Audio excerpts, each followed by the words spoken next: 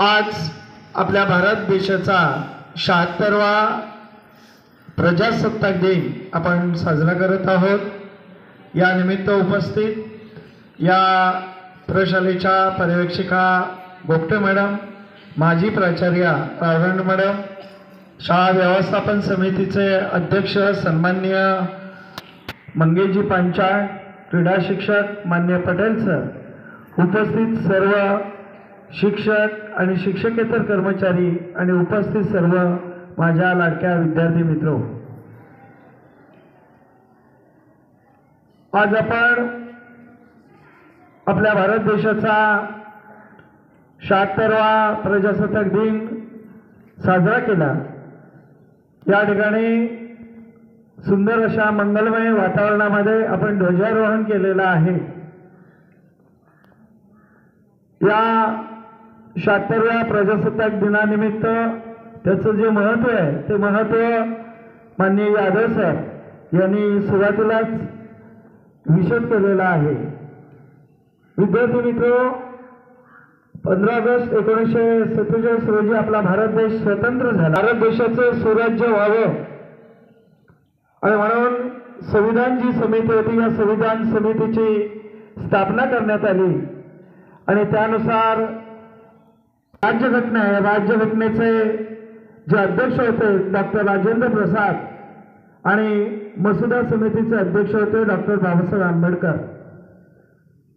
विद्यार्थी मित्र, सरांनी उल्लेख केला, जी राज्यघटना आहे ती राज्यघटना लिहिण्यासाठी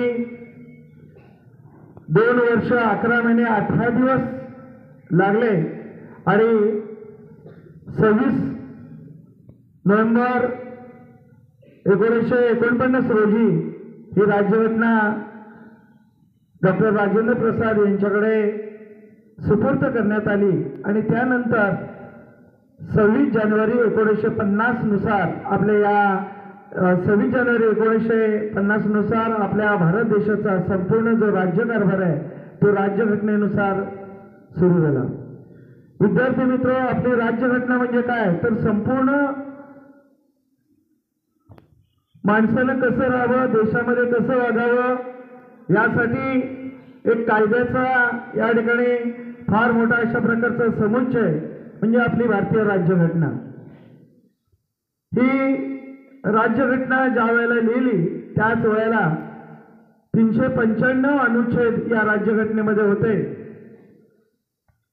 आज आपण जर पाहिलं तर जी राज्यघटना आहे या राज्यघटनेमध्ये अनेक वेळाला बदल करण्यामध्ये आलेले आहे। 125 वेळा बदल याच्यामध्ये झालेला आहे। नुकताच 2022 मध्ये बदल एक करण्यात आलेला आहे। विद्यार्थी मित्र, त्यावेळेला 395 अनुच्छेद होते।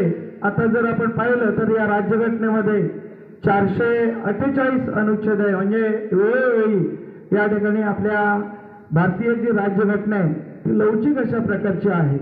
ज्या पद्धतीने देशाला उपयोगी पडतील अशा प्रकारचे जे कायदे, या कायद्याची निर्मिती वेळोवेळी करण्यात आलेली आहे। म्हणजे आपली भारतीय राज्यघटना जी आहे ती लवचिक आहे।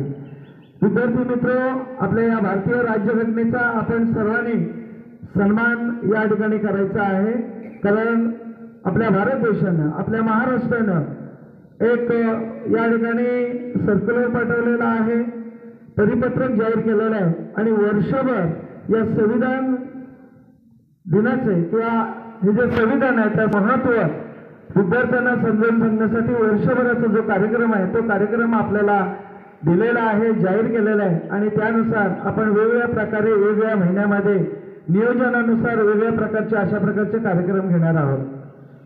आज आपण इथे शपथ घेतलेली आहे।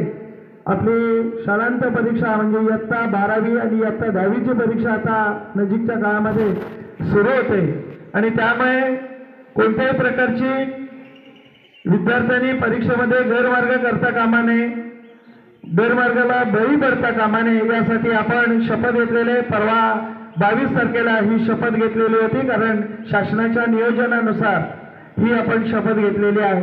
पुन्हा आज आपण या ठिकाणी ती शपथ घेतलेली आहे।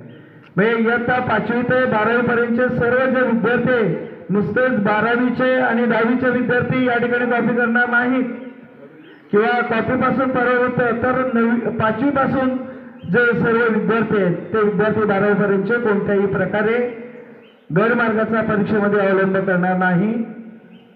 तंबाखू मुक्त अभियान या अभियानाच्या संदर्भात आता आपण जी रॅली काढणार आहोत या रॅलीमध्ये सर या ठिकाणी नंतर आपल्याला जाहीर करतील.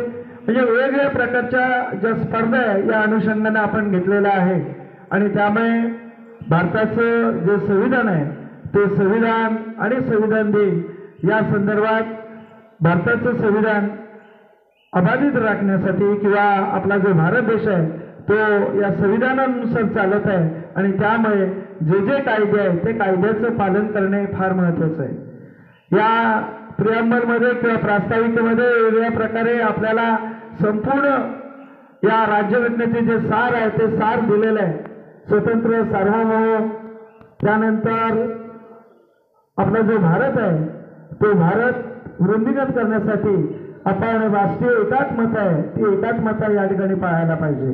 आणि म्हणून विद्यार्थी मित्र या संविधानाच्या प्रती, आपल्या देशाच्या प्रती आपल्या मध्ये जबरदस्त अशा प्रकारचं प्रेम या ठिकाणी सर्वांमध्ये असायला पाहिजे. आणि म्हणून सर्व विद्यार्थी मित्र आपण अशा प्रकारे वेगवेगळ्या प्रकारचे जे कार्यक्रम आहे ते कार्यक्रम करत असतो. आणि म्हणून सर्वांना पुन्हा एकदा या प्रजासत्ताक दिनानिमित्त मी सर्वांना शुभेच्छा देतो आणि माझे 2 शब्द संपवतो. जय हिंद, जय महाराष्ट्र.